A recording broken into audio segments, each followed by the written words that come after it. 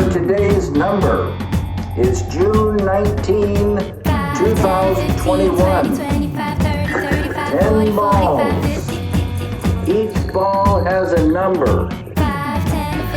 Numbers 1 through 10.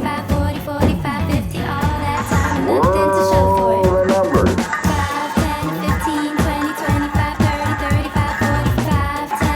Pick a number. Today's number is 8.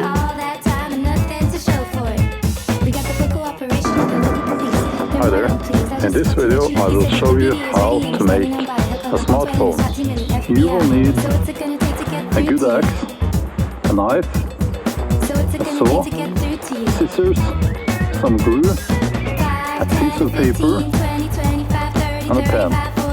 You will also need a piece of wood. Now I have to excuse the sudden change of surroundings. It started raining a lot, so I had to relocate to my Viking cabin. And why would I want to have a smartphone? I don't have a smartphone and I don't need a smartphone. But now we have this COVID passport, Corona pass, green pass, this thing with jib jab and all that. So they're saying you need to have a smartphone with an app on it. It needs to say that you're valid. So we're going to sort that out as well here in this video. I had already split this piece of wood here. And you see it has this nice almost square shape already. So in this case we don't need the axe, but I'll show you the axe because it's really beautiful.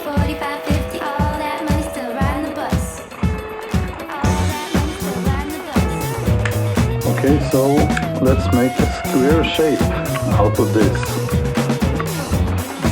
part of the wood here, like this. Smartphone size square shape. Okay, that should be about there.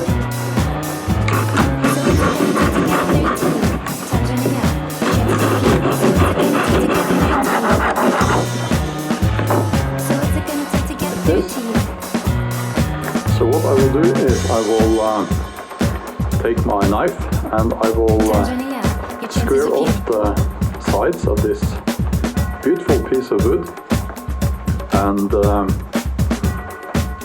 you can already see it's starting to look like a smartphone, right?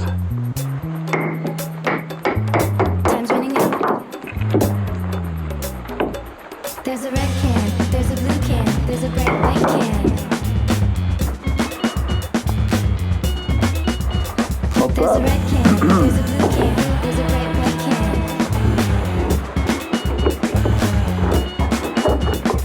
So take your left arm, twist it in your right hand. Nice piece of wood, square piece of wood. Hello? There's a red can, there's a blue can, there's a bright white And of course, can. So take the your left great arm, thing twist it in about your right hand. making your own phone, your own smartphone out of wood is that you won't be bothered by people calling you and texting and all the, all that nonsense. Hello, and you can have a nice conversation with yourself as well. But this is just a piece of wood, and I was talking about this Corona pass, COVID passport, vaccine certificate. And we need to sort that out as well. Okay, I'll show you how. Now, I printed out a couple of nice photos of myself. My printer is a black and white printer. You can use color photos if you like, but black and white is good enough in my mind. There you go. So this I believe is from one of my hikes. I think I will go for this one. On this one I look like I don't know where I am, which maybe I didn't.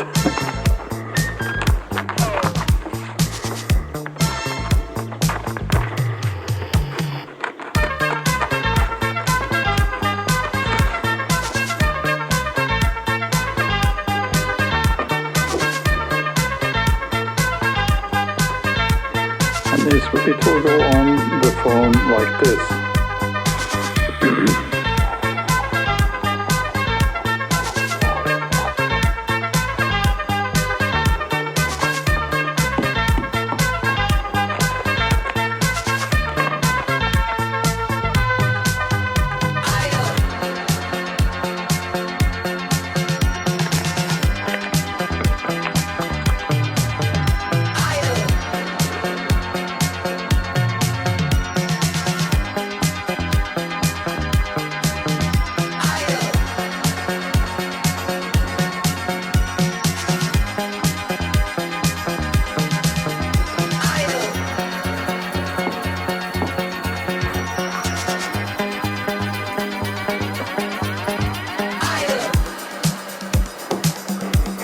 It has stopped raining, so let's go outside. Yes, hello? Oh, okay. Yeah, I think so too. Yeah. Okay, yeah, do that. Yeah, I agree. Okay, bye. That was a fake call. Could you tell? Now, you might want to sand your phone and make it look really nice, but that's up to you. For me, this is more than good enough. And when these people tell me, well, you have to show your COVID passport or whatever they're calling it now. Okay, here it is. And as you can see, Björn can do what he wants. It says so right here. And if you didn't know, why do we need these passports, these COVID passports? Well, because they are going to ask you or demand that you show this passport now to enter certain public places. And it's a crime. It's against the Constitution. But yeah, so let's have a joke, you know, that's what I thought. I won't have these people limiting my freedom. No. No, that's not acceptable. I must say I'm very pleased with my smartphone. It has all I need. It won't bother me, it won't disturb me. And you can use it in an emergency if you need to start a fire as well, you know.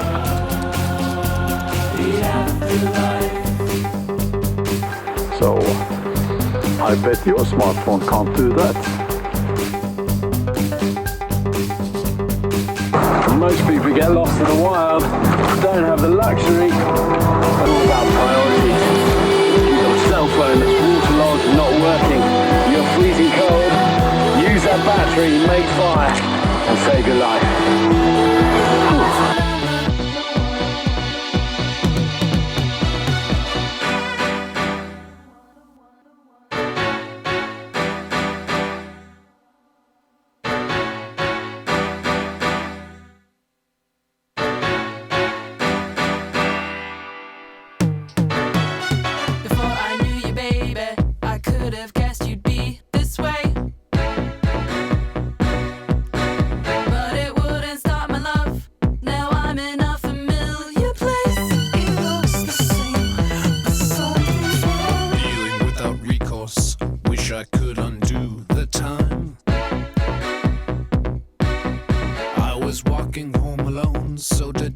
By my own design. It's not over, baby. For me, boy, this is just the start. I still got all my love to give, enough love to fill And my friend's pilfered scooter. Well, he's not pilfer. He's just borrowing it. He's gonna.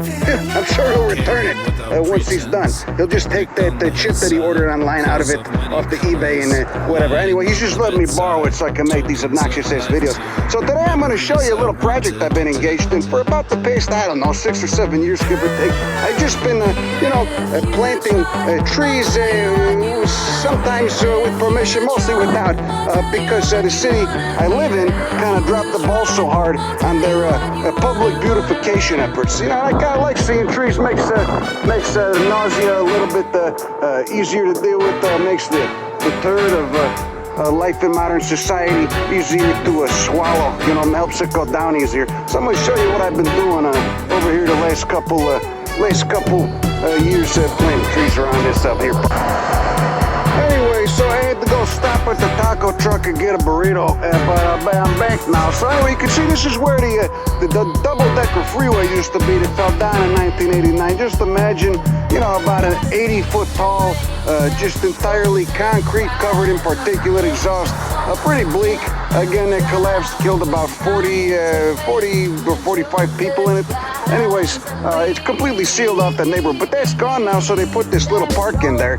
And the city planted into so good of a job. They planted a lot of these roses, which are dying, and they planted a bunch of trees that are native to the East Coast, where you get summer rain. We don't get that here, of course, so a lot of them just kind of look like shit. There you go. The landscaping over there, you can see the homeless have had to set up camp over there because they got nowhere else to go.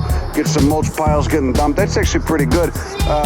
That over there is, let's see, I did a bunch of illegal tree planting. That's one of mine. And then, of course, these are a couple of mine as well. Grew these both from seed. You got the Tecate cypress, the Santa Cruz cypress, and the Guadalupe cypress. That over there is the lodgepole pine. I tend to use the cypresses because they do pretty well with the summer dry. So, you know, as long as you plant them in the winter wet season, they'll make it through the summer okay, and then they just kind of go dormant in the summer and they start growing again once it rains. Let's hope it does rain. Over here, you got some Coast Live Oaks, Quercus agrifolia. Grew these bastards from seed too, from acorns again. Planted without any permission, but they seem to be doing fine. Again, the city kind of dropped the ball, so I don't think they mind too much. Most of what they planted has died, or is, you know, like take for instance that magnolia. Over there, you got a Japanese maple, which is kind of a horrible spot for it. Again, these are from, a lot of the Japanese maples are from almost landscapes that almost resemble temperate rainforests in Japan. They don't do very well in an area where it doesn't rain during the brutal heat of the summer. Well, it doesn't get brutal here, it's Oakland, but you get the point. But the important thing to do here, though, if you do want to start doing this, is you got to mulch. Mulching is very important. That's why I get the tree companies to dump the mulch. Again, it often tends to be, well, the whole concept of legality doesn't matter so much. It's intention, and as long as you know what you're doing, and if, you know, anyway, well, let's not get into that. But the important thing, though, is this mulch breaks down, okay, and it builds soil. You got to remember, there was a double-decker freeway here. This was all this compacted concrete shit. You know, I've dug in this soil. I've probably dug over 1,000 holes in this soil, all up and down this whole fucking parkway, because I've been doing this for a while, and the soil is shit quality. You know, you need a pickaxe in some cases. So the best thing to do in that case, when you're digging a hole, you know, in the winter, you just chop it up a little bit with a pickaxe. I don't use a spade-shaped shovel. I use a trenching shovel. It's a little narrower, gets a little bit more of a dig in there. And then you got to just dump the mulch, and not a thin layer. Don't be chintzy with it. You need at least 8 inches to a foot of mulch. That'll break down, you know, by the action of the microbes and the fungi in the soil and what this shit. That'll break down to at least a quarter of that. You know, so if you got a foot, it'll end up being, you know, 3 inches by the end of the season, once it's, you know, it's been wet and the soil's broken down. The mulch is integral to rehabbing the soil. You get the fungi in there, you get all kinds of microbial life. It enriches the soil. You don't gotta use pesticides, shit like that, Roundup. You know, the lazy bastards were coming through here. They got the contractors coming through, and they would just spray Roundup, you know, which of course kills the weeds, but it kills everything else. So I just told them to, you know, get the fuck out of here. You know, don't be spraying Roundup. I asked them nicely. I wasn't a prick about it. And so then I started doing this. There's a couple more of my little guys. It's a Tecate cypress. Tecate cypress planted those last winter. Here's Lavatera Sargentiflora. Is it a flora or a folia? I always fuck that up. You get the point. Anyway, a Channel Island mallow. A couple of agaves, they tend to do pretty good. Another Quercus agrifolia, as long as it can weather that dry summer. Here's a Tecate cypress, which is doing very good. And of course, these are just some tacky roses, which look like shit for about 3/4 of the year. But then once in the spring, once they get some water, they do get some flowers on them. But anyway, everything's just dependent on your sweet way around the world. I am done with you.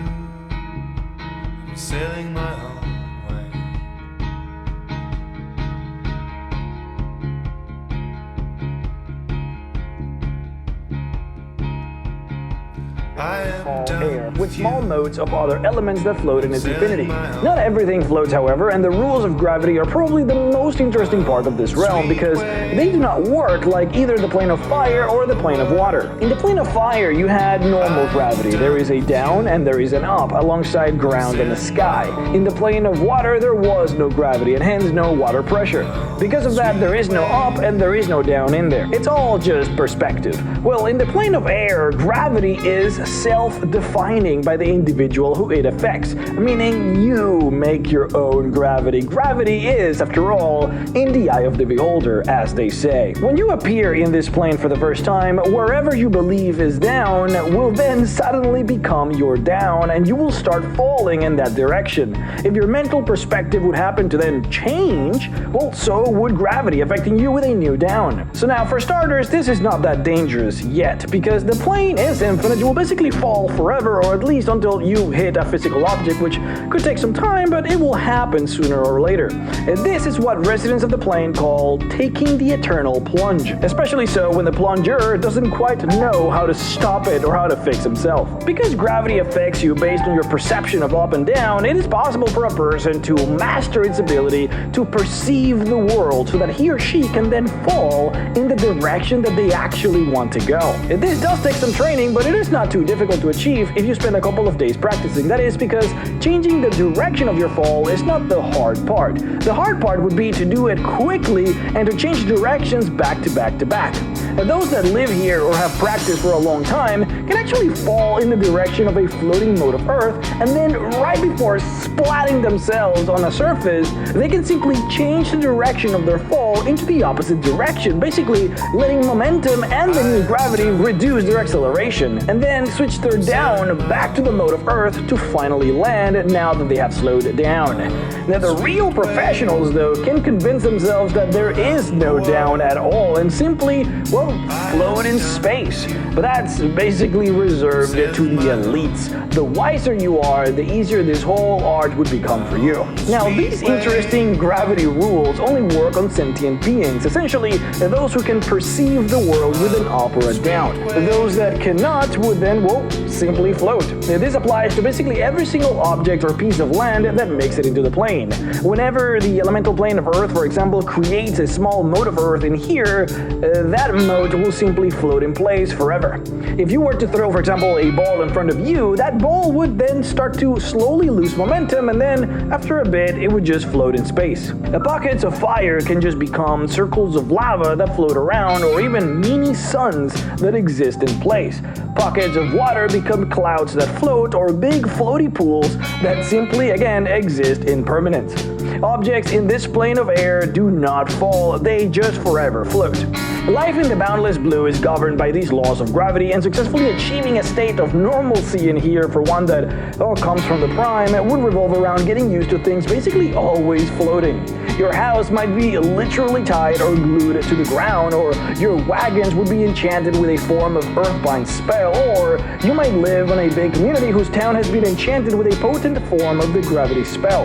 Or you might have to do as the Romans do, and just let things float.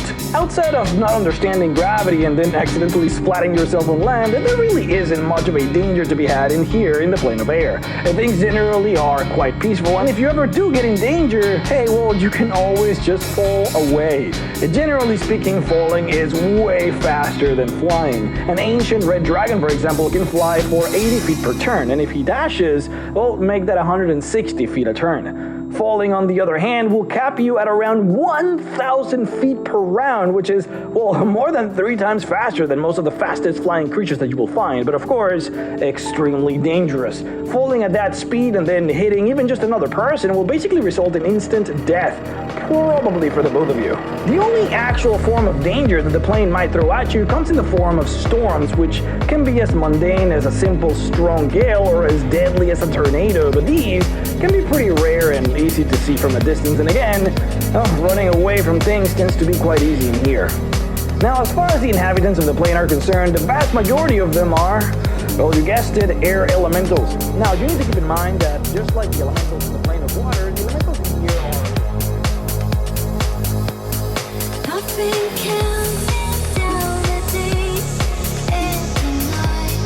sort of assumes that you're fighting it on the prime material realm, so it basically makes the assumption that the elemental is going to have dust or sand or at least ground particles around itself, which would make it visible, but that is not going to be the case in the plane of air, where there of ground particles going around. Typically, elementals in here do not have any dust to grab, which means that basically only about 10% of elementals in here are even at all visible, so be careful out there. The air element take on shapes. Remember that elementals in their plane are much more intelligent than the elementals that you would meet on the prime, which means that these guys are intelligent, wise, they have cities, they have cultures, and like I said, shapes. Because their form is air, they can take on whatever shape they want, which presumably would depend on the particular personality of the elemental itself. Generally speaking, the shape that they will take will have big, sweeping wings or sturdy, stubby fins. The lore has described some of these fins looking like modern-day jets, so they're pretty esoteric. Their bodies tend to be slender, and they have web-like membranes between the extremities. As far as animals are concerned, you will find virtually any kind from the prime in here. Every type of bird that you can think of, like parrots or canaries, can be found here, but also any type of flying mundane creature like bats or even insects as well. Large bird-like monsters like rocks or pterodactyls or pegasus can be found here too. And most of these were brought here to be used as mounts for non-flying residents of the plane, but most of the normal birds typically just find their way here on their own by accidentally going into vortices of elemental air. Quote, "A few planeswalkers have returned from the deepest recesses of the boundless blue, claiming to have encountered a mighty double-winged, 50-foot-long androsphinx whose every word dealt mind-splitting pain to all around it. This beast matched the description of a legendary creature of old that, chant has it, has the secrets of every wizard spell ever created etched on the underside of its wing feathers," end quote. Alongside beautiful birds of paradise, you can also find lots of sylvan races that make their home here. You can see tons of fairies and pixies and sprites that find beautiful modes of earth with mountains and forests for them to dwell. They come in here again because of how beautiful the plane of air is. There is also rumors that the same can be said for those of the darker races of the Feywild who dwell in labyrinthine complexes deep within the subterranean depths of larger earth motes. Now, the last populous type of creature that resides on the plane is, of course, the jinns, the air genies. These are probably going to be the rays that you will encounter the most throughout your experience on the plane. That is because they have fortresses basically scattered all throughout the place. Now, the jinns are particularly unique between all of the different genies from all of the different planes, in that they are not as one-dimensional in their view of the elements as many of the other genies or elementals can be. Jinns actually enjoy making their cities and kingdoms on top of moats of other elements. They have their castles built on top of tangible clouds, of course, as you would imagine, but also on top of big floating water and earth moats as well. The jinn don't get along with the elementals because they believe that the jinn ruin the purity of the plane. That is because the jinn actually enjoy working with the other elements, and because the jinn enjoy taking on physical forms rather than just basically being pure air. It's as if the very ideals of handsomeness, wit, and charm are embodied before you in this massive azure-skinned warrior. And if the impish grin on his face is anything to go by, he knows it. He has a deadly-looking scimitar tucked through a silk belt, but you get the impression he keeps it there just to let people know he doesn't need it, end quote. I really do love this guy. The elemental plane of air is, in a lot of ways, the closest to the prime material realm in that it can have, to the untrained eye, a very good mixture of many different elements. And this is something that the jinn in particular enjoy, and something that the air elementals do not, and this keeps them very separate. For this and many other reasons, the jinn don't get along with really anybody, especially because they are extremely arrogant and proud. They constantly fight with storm and cloud giants who live in the plane, and also have an endless feud with the Ifrit who attack jinn fortresses all the time. The Ifrit actually have a really cool massive volcano island called Jabal Turab in the plane of air that forms a direct vortex between the plane of air and fire, joining the two together. This island is the main staging point for the Ifrit on the plane. In any case, the leader of the jinn is the Great Caliph Huzam al-Balil ben Nafhat al-Jugajim, master of the clouds and son of the breezes. He rules all the jinn from his seat of power.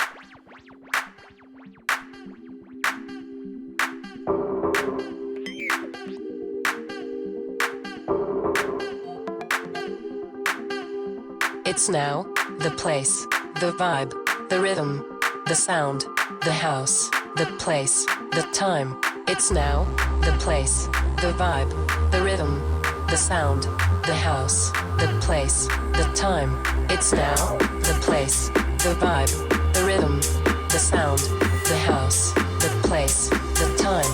It's now, the place, the vibe, the rhythm, the sound, the house, the place, the time. It's now, the place, the vibe, the rhythm, the sound, the house, the place, the time. Is now, the place, the vibe, the rhythm, the sound, the house, the place, the time.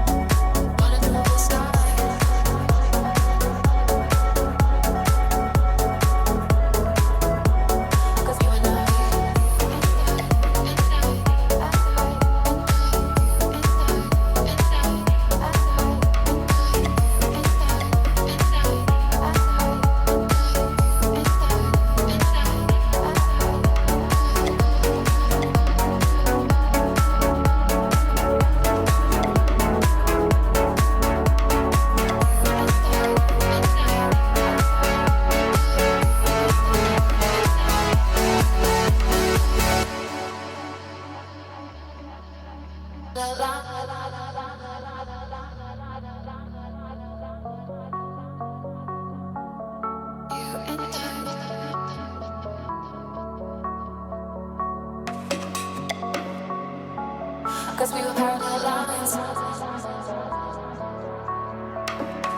Don't dare repeat this, but when I lay alone that night, I let the city see me cry. And in my weakness, I wish you hadn't closed your eyes. Crossed the city, open mine. Cause we were parallel lines, running through the whole sky. And even in the low light, we were aligned. Cause we were parallel lines, separate the whole time. But even in the divide, you and I. Cause we were parallel lines, running through the whole sky. And even in the low light, we were aligned. Cause we were parallel lines, separate the whole time. But even in the divide, you and I.